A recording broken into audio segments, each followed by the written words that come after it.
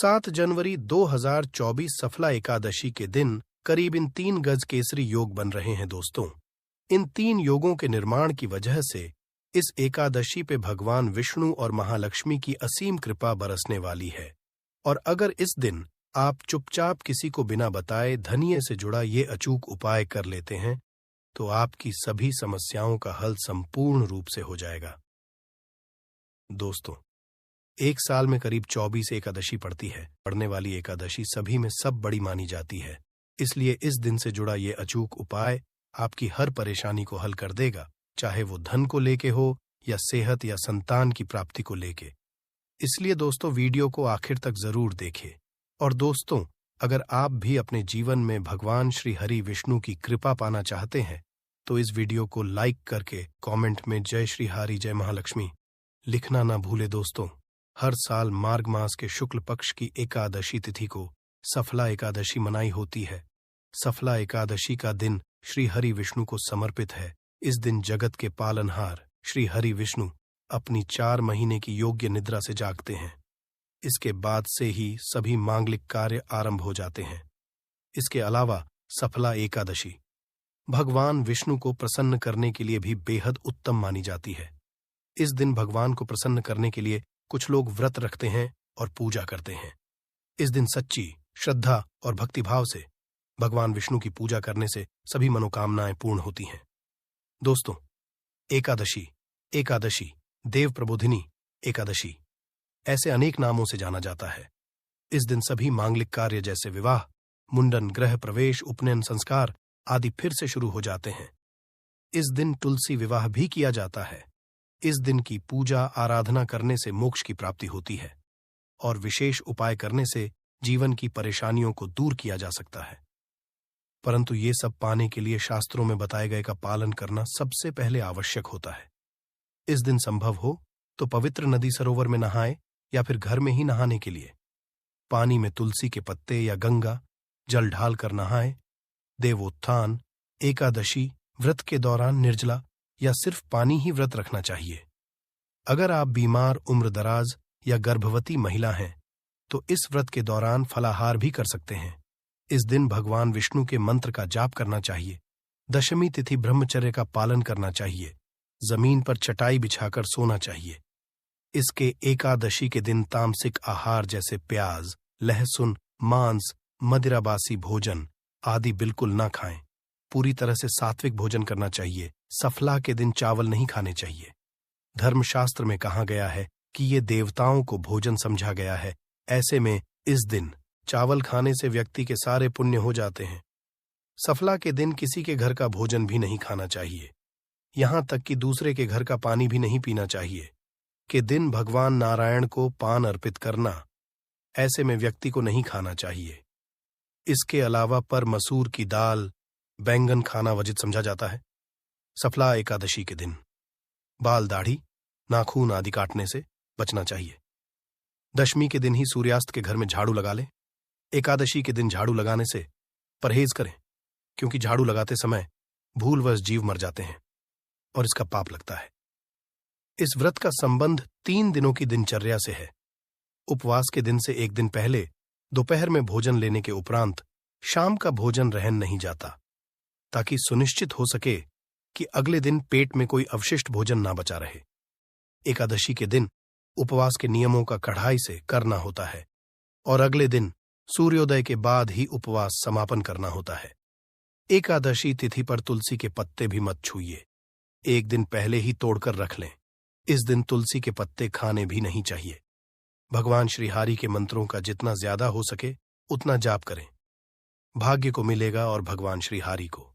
इस दिन पान, सुपारी, लौंग, नारियल, पीले रंग की मिठाई आदि जरूर दें। इससे वे प्रसन्न। इस दिन भगवान विष्णु केसर मिश्रित दूध से अभिषेक करें। इससे आपकी सभी मनोकामनाएं पूर्ण होती हैं, धन में वृद्धि होती है। एकादशी के दिन भगवान विष्णु को सफेद मिठाई या खीर का भोग लगाए, फिर तुलसी के पत्ते जरूर डालें। इससे आपकी पूजा संपूर्ण होती है। भगवान को नारियल और बादाम विशेष तौर पर प्रिय है, इसलिए भगवान को एक पानी वाला नारियल और थोड़े से बादाम अर्पित कर दें तो आपकी जो है वह पूर्ण हो जाती है। आपके कार्य पूरे हो जाते हैं परंतु सबसे पहले इस दिन सुबह जल्दी उठकर स्नान करने के बाद घर के मुख्य द्वार पर आम या अशोक के पत्तों का तोरण लगाएं। फिर घर की सफाई करें, भगवान श्री हरि की पूजा करें। दोस्तों, पीपल के पेड़ पर भगवान श्री हरि, विष्णु और महालक्ष्मी का वास समझा जाता है, तो इसमें 1 लोटा जल में थोड़ी सी शक्कर डालकर पीपल की जड़ में अर्पित कर दें। इससे श्री हरि और महालक्ष्मी दोनों का आशीर्वाद मिलेगा और धन की कोई कमी नहीं रहेगी। अगर आप पितृदोष से पीड़ित है, जैसे कि घर की बरकत रुक गई है, घर में क्लेश होते हैं, उदासी छाई रहती है, संतान सुख नहीं मिलता, नौकरी रोजगार में परेशानियां आती है, तो हो सकता है कि आपके पितृ आप श्रेष्ठ हैं।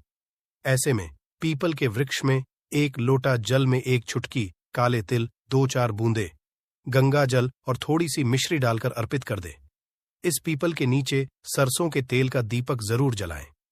आप चाहें तो तेल का दीपक भी जला सकते हैं। इससे पितृदेव प्रसन्न हो जाते हैं और जीवन की तमाम परेशानियों से आपको मुक्ति दिलाते हैं।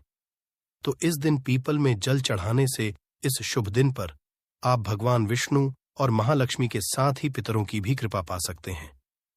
इस दिन घर के पूजा स्थान पर घी का दीपक जरूर जलाएं। इस दीपक में लाल धागे की या मौली धागे की बाती होनी चाहिए। इस दीपक में 1 रख दें और फिर पूजा करें। इस लौंग के जलने से, इसकी खुशबू से घर वातावरण सकारात्मक हो जाता है और भगवान श्री को पीले फल यानी कि केला, गेंदे का फूल आदि अर्पित करें।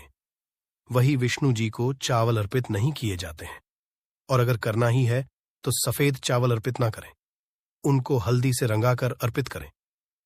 भगवान श्री हरि के माथे पर तुलसी की मंजरी या तुलसी के 2 पत्ते जरूर अर्पित करें। इस बहुत प्रसन्न हो जाते हैं। आपकी हर मनोकामना भगवान श्री हरि पूर्ण कर दें। इस दिन जब आप तुलसी में जल अर्पित करेंगे तो लोटे के जल में 1-2 बूंद दूध, 1 चुटकी हल्दी और थोड़ी सी शक्कर डालकर तुलसी में अर्पित कर दें और वहीं बैठकर वासुदेवाय का यथाशक्ति जाप करें। इस तरह से आप तुलसी की पूजा करके भगवान श्री हरि को मना सकते हैं। और जब आप विष्णु जी की पूजा करेंगे तब 1 सिक्का आप जरूर अर्पित कर दें। अगर पिछली एकादशी में अर्पित किया हुआ है तो उसी को फिर से अर्पित कर दें, बाद में उसे रख लें। इसके साथ में रखने से जीवन की मुश्किलें दूर हो जाती हैं। तो ये वह छोटी छोटी चीजें हैं जो बहुत मायने रखती हैं।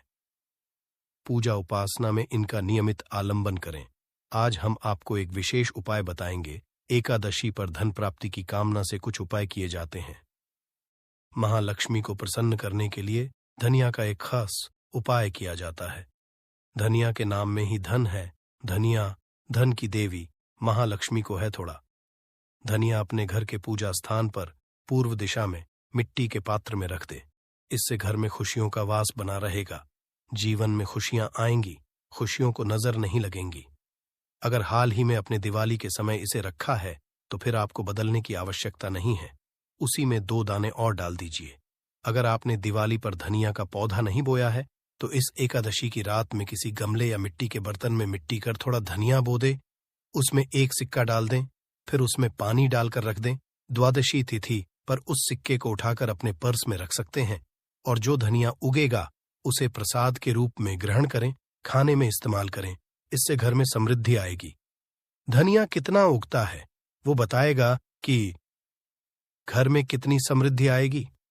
दोस्तों, धन संबंधी मुश्किलों को दूर करने के लिए और एक उपाय आप कर सकते हैं।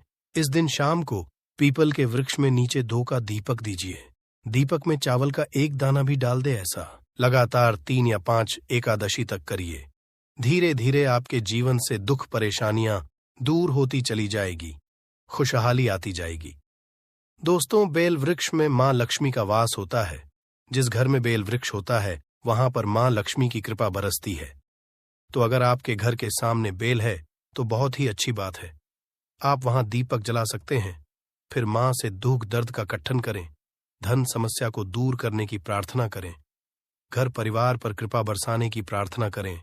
कुछ एकादशी तिथि तक लगातार ये उपाय करें। हर मुश्किल आसान हो जाएगी। कोई भी संकट परेशानी आपको छू नहीं पाएगी। भगवान विष्णु की कृपा पाने के लिए सफला एकादशी के दिन स्नान करते समय पानी में 1 छुट्टी हल्दी डाल लें।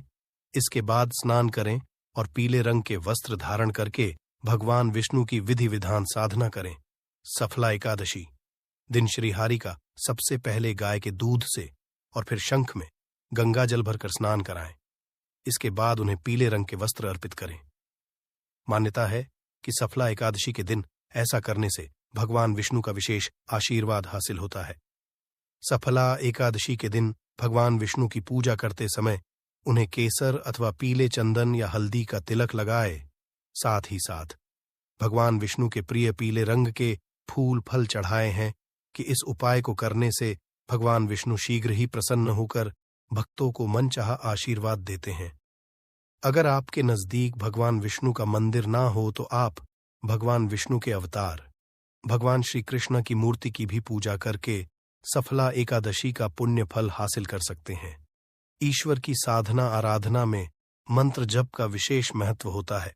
ऐसे में आज देवोत्थान एकादशी के दिन भगवान विष्णु की पाने के लिए ओम नमो भगवते वासुदेवा नमो मंत्र का जप जरूर करें। यदि संभव हो इस मंत्र का जाप तुलसी या पीले चंदन की माला से करें। धार्मिक और पौराणिक मान्यताओं के अनुसार पीपल के पेड़ में भगवान विष्णु का वास होता है। ऐसे में सफला एकादशी के दिन पीपल के पेड़ में जल जरूर अर्पित करें। मनोकामना की पूर्ति के लिए इस दिन दूध मिला हुआ जल भी पीपल में चढ़ा सकते हैं। अगर आप सफला एकादशी की पूजा का पूरा फल हासिल करना चाहते हैं तो इस दिन भगवान विष्णु की पूजा में शुद्ध घी का दिया जरूर जलाए। साथ ही भगवान विष्णु को अर्पित किए जाने वाले प्रसाद में तुलसी के पत्ते जरूर रखे। मान्य थे कि तुलसी भगवान भोग ग्रहण नहीं करते हैं। तो दोस्तों, आपको हमारी वीडियो कैसी लगी हमें कमेंट में जरूर बताइएगा। साथ ही वीडियो को लाइक करके चैनल को जरूर सब्सक्राइब कर लें।